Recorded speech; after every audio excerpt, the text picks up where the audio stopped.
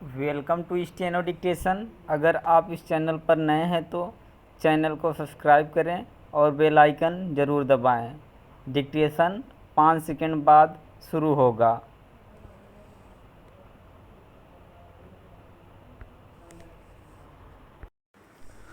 Start.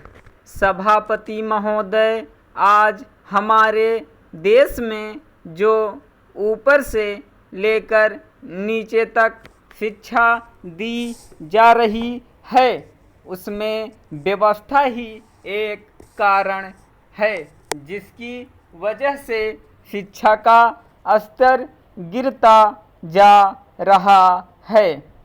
मेरा अपना विचार है कि जो शिक्षा प्रणाली है और जिस रूप में शिक्षा दी जा रही है वही अनुशासनहीनता का भी कारण है।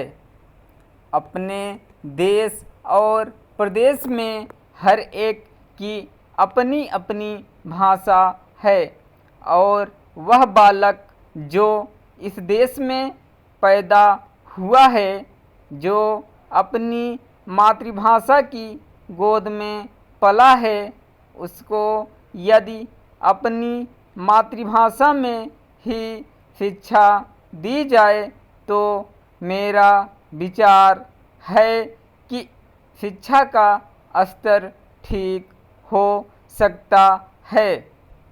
जो सबसे बड़ी भूल और कमी सरकार के द्वारा दी जाने वाली शिक्षा के संबंध में हो रही है वह यह है कि बालक की मातृभाषा में शिक्षा न देकर उसको उस भाषा में शिक्षा देने की व्यवस्था की गई है, जो हमारे देश या प्रदेश की भाषा कभी रही ही नहीं।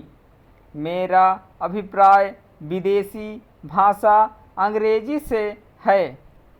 मैं यह मानकर चलता हूँ कि जब से यह भाषा इस देश में आई है, चाहे वह किसी कारण से आई हो, इसे आप भी और इस माननीय सदन के सदस्य भी जानते हैं कि उससे बुरे परिणाम ही निकले हैं। कोई भलाई नहीं हुई है। इस देश को जो हानि हुई है वह किसी से छिपी नहीं है। हम देख रहे हैं कि हमारे यहाँ जितना फैशन बढ़ रहा है और जितनी वेशभूषा बिगड़ रही है वह सब अंग्रेजी भाषा के ही कारण है।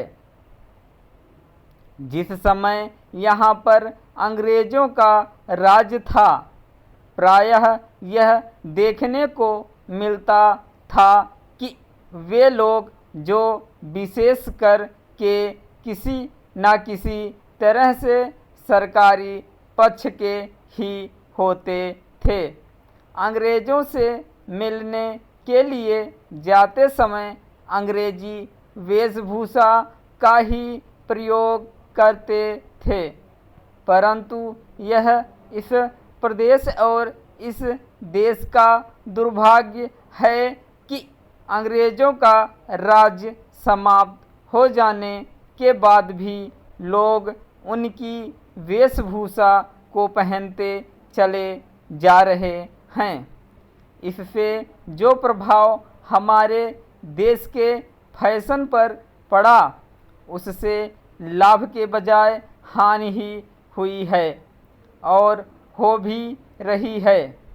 मेरा ऐसा विचार है कि अंग्रेजी वेशभूषा से इस देश को बहुत हानि हुई है। भारत की गौरवपूर्ण सभ्यता और संस्कृति के संरक्षण पर पर्याप्त ध्यान देने की आवश्यकता है। स्टॉप।